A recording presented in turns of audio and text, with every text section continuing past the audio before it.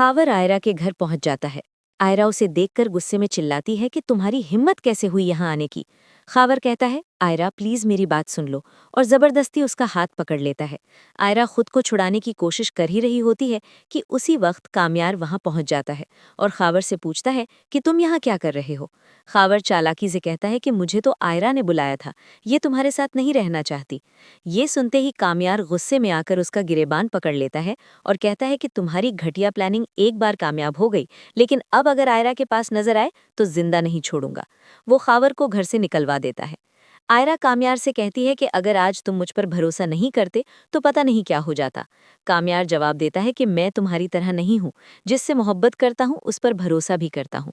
अगले दिन आयरा को फलक की कॉल आती है कि बाबा को हार्ट अटैक हुआ है और उनकी हालत बहुत खराब है, तुम फौरन हॉस्पिटल पहुंचो।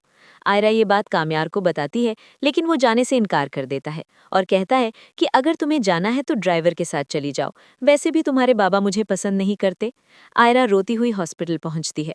कुछ देर बाद इरफान साहब को होश आता है और वो आयरा से कहते हैं कि मुझे सब पता चल गया है, कामयार तुम्हारे साथ अच्छा बर्ताव नहीं कर रहा, अब मैं तुम्हें उसके साथ नहीं रहने दूंगा। इसी दौरान आयरा को फारिया की वीडियो कॉल आती है। वो दिखाती है कि कामयार उसके साथ पार्टी में है और कहती है कि देखो उसे तुम्हारी बिल्कुल परवाह नहीं है। ये देखकर आयरा गुस्से में कॉल काट देती है और अपने पिता से कहती है कि आप सही कह रहे हैं, अब मैं कामयार के साथ नहीं रहूंगी।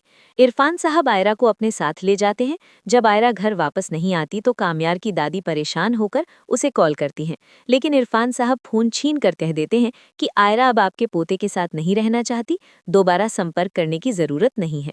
दादी ये सब कामयार को बताती हैं, लेकिन वो भी जिद में कहता है कि मैं आयरा को लेने नहीं जाऊंगा, वो अपनी मर्जी से आई थी और अपनी मर्जी से चली गई है।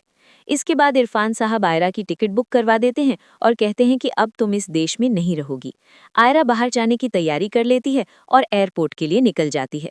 तभी आयरा को इश्तियाक की कॉल आती है कि कामयार का बहुत खतरनाक एक्सीडेंट हो गया है, उसकी हालत बहुत खराब है और वो बार बार तुम्हें याद कर रहा है, प्लीज एक बार आकर मिल लो। ये सुनते ही आयरा घबरा जाती है, फ्लाइट छोड़ देती है और सीधे हॉस्पिटल पहुंच जाती है। वहां कामयार उसे देखकर माफी मांगता है और कहता है कि मैंने तुम्हारे साथ बहुत गलत किया, अब कभी तुम्हें शिकायत का मौका नहीं दूंगा। आयरा भी खुश हो जाती है और उसे माफ कर देती है। इरफान साहब भी ये सब देखकर आखिरकार उनके रिश्ते को कबूल कर लेते हैं। कामयार खुशी खुशी आयरा को अपने साथ घर ले जाता है। इस तरह कहानी एक हैप्पी मोड की तरफ बढ़ती है। हालांकि ड्रामे में अभी भी खावर और फारिया जैसे किरदार इसे लंबा खींचने की कोशिश कर रहे हैं। अब देखना यह है कि आखिरकार इस कहानी की एंडिंग किस तरह होती है। आपको क्या लगता है, जरूर कमेंट करके बताएं। वीडियो पसंद आई हो तो लाइक करें और चैनल को सब्सक्राइब करना मत भूलिए।